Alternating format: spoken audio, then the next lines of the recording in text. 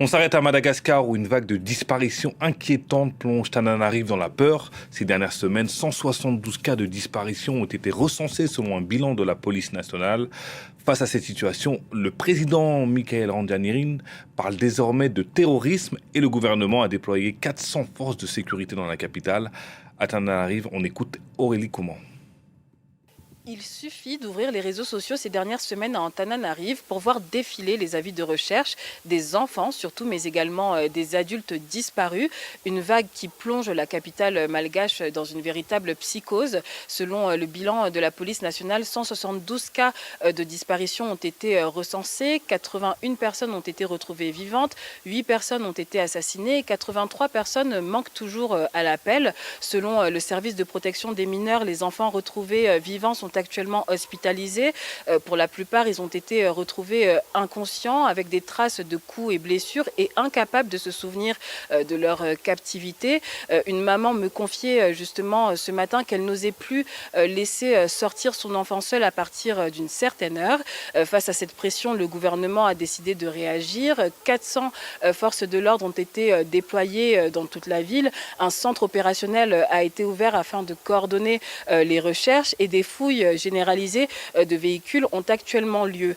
Après s'être rendu auprès des familles des victimes, le colonel Michael Randrianirina a qualifié la situation de terrorisme et a évoqué une stratégie visant à déteindre l'image de Madagascar à l'international. Pour l'instant, aucun coupable n'a été désigné. Les autorités promettent des réponses rapides. Lorsque nous sommes en train de préparer le live de ce dimanche 22 février 2026, l'ivresse du Saint-Esprit nous a montré à Madagascar, parce que nous n'allons pas rencontrer le Seigneur Jésus-Christ où il se trouve actuellement, nous le peuple de Dieu, pour qu'il nous donne de nouvelles instructions de comment il voudrait qu'on le serve, on l'adore. Nous avons vu un démon qui s'est déplacé pour vouloir combler le vide. Et il s'est manifesté en juillet 2026.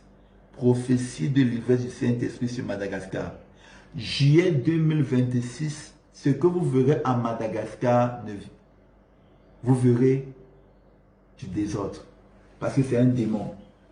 Et pendant que nous étions en train d'écrire ce que l'ivresse du Saint-Esprit nous disait lorsqu'on préparait ce live en semaine, l'ivresse du Saint-Esprit nous a dit qu'il confirmera cette prophétie, que un démon s'est déplacé pour vouloir combler le vide.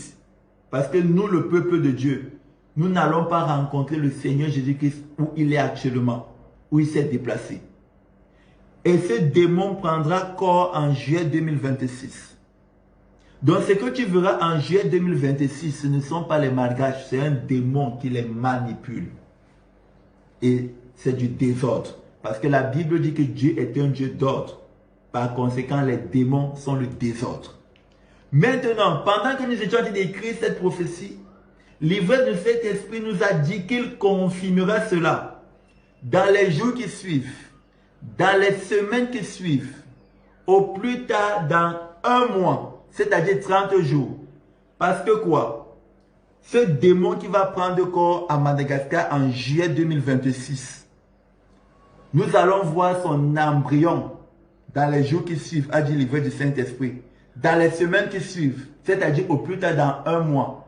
C'est-à-dire il nous montrera une partie de son corps. Pour qu'en juillet 2026, il nous montre tout son corps. Nous allons reprendre.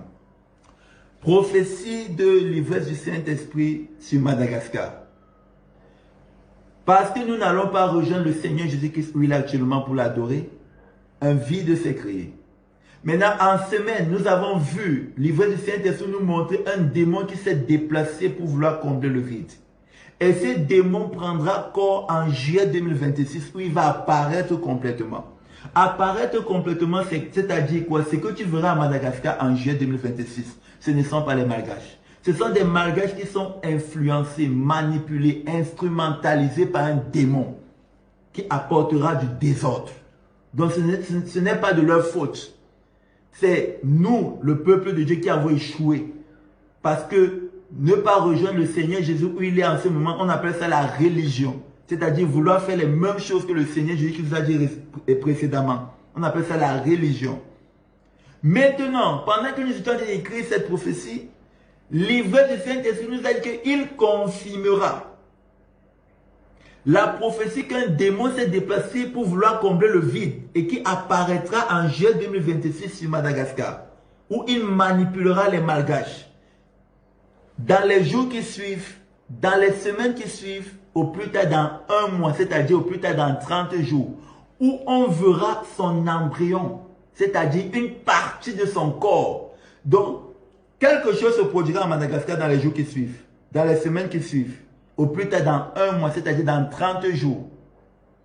C'est juste une partie du corps de ce démon qui apparaîtra en juillet 2026.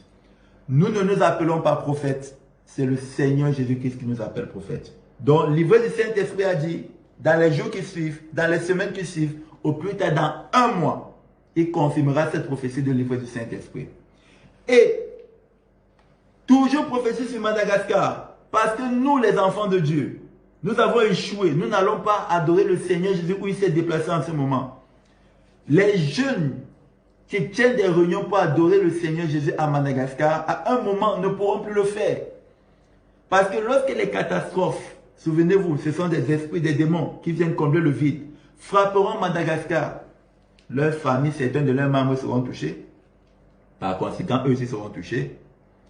Lorsque ces démons frapperont Madagascar, leurs lieux de service, c'est-à-dire là où ils travaillent, seront touchés. Eux-mêmes ne pourront plus aller dans les lieux de rassemblement pour adorer le Seigneur Jésus où il n'est plus, parce qu'il s'est déjà déplacé. Pourquoi? Parce que ne pouvant plus aller au travail, parce que l'entreprise est touchée, l'entreprise a fermé pour un temps, eux-mêmes n'ont plus les moyens de locomotion pour se déplacer, ils vont rester à la maison. Donc nous-mêmes, nous n'allons même plus aller adorer le Seigneur Jésus. Où on partait l'adorer, où il nous a dit de venir l'adorer.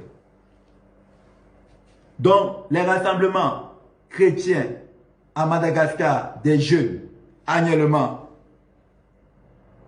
ça ne sera plus possible. Les rassemblements chrétiens à Madagascar, annuels, ne seront plus possibles, tout simplement à cause de toutes ces catastrophes. Voilà la vérité.